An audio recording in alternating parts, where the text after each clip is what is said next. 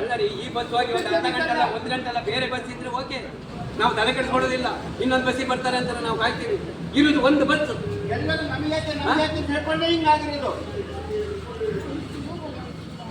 ಯಾಕೆ ಅಷ್ಟು ಕಷ್ಟದಲ್ಲಿ ಯಾಕೆ ಬಿಡ್ತೀರಿ ಬಸ್?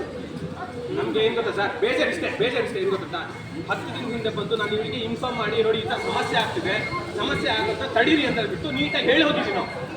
ಹೇಳಿ ಹೋದ್ರೆ 10 ದಿನದಲ್ಲಿ ನಾನು ಕರೆಕ್ಟಾಗಿ ಹೇಳ್ತಿದ್ದಾರೆ. 10 ದಿನ ಆದ್ಮೇಲೆ ಬಂದಿದ್ದೀನಿ. 5 ದಿನ ಬಸ್ ಬಿಟ್ಟಿಲ್ಲ, 5 ದಿನ ಬಸ್ ಬಿಟ್ಟಿಲ್ಲ.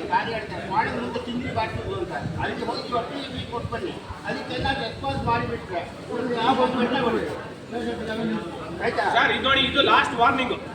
ಅಕಸ್ಮಾತ್ ಏನಾದ್ರು ಇವತ್ತಿಂದನೇ ಸಂಜೆಯಿಂದ ರೆಗ್ಯುಲರ್ ಬಿಟ್ಟಿಲ್ಲ ಅಂದ್ರೆ ನಾವು ಇದು ಬೀಗ ಹಾಕ್ತೀವಿ. ನೀವು ಬಸ್ ಬಿಡೋದು ಬೇಡ, ಯಾವ ಬಸ್ ಬಿಡೋದು ಬೇಡ. ವ್ಯವಸ್ಥೆ ನಾನು ಬದಲು ಮಾಡಿದ್ದು ಕೇಳ್ರಿ, ಅದು ಬೇಕಾದ ನೋಡ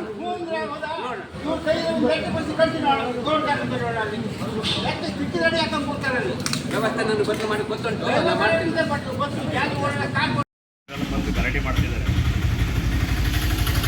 ಯಾವ್ದಾದ್ರು ಟೈಪಿಂಗ್ ಏನೋ ಬರ್ತಿದ್ದಾರೆ ಅಂತೆ. ಅಲ್ಲ ಸರ್, ಈಗ ಹೇಳ್ರಿ ಇವರಿಗೆ, ಅಧ್ಯಕ್ಷರಿಗೆ ಫೋನ್ ಮಾಡಿ ನಂಬರ್ ಮಾತಾಡ್ತಾರೆ. ನಮ್ಮೂರು ಎಕ್ಸ್‌ಪ್ರೆಸ್, ನಿಮ್ಮ ಸುದ್ದಿಯ ಜೊತೆಗಾರ.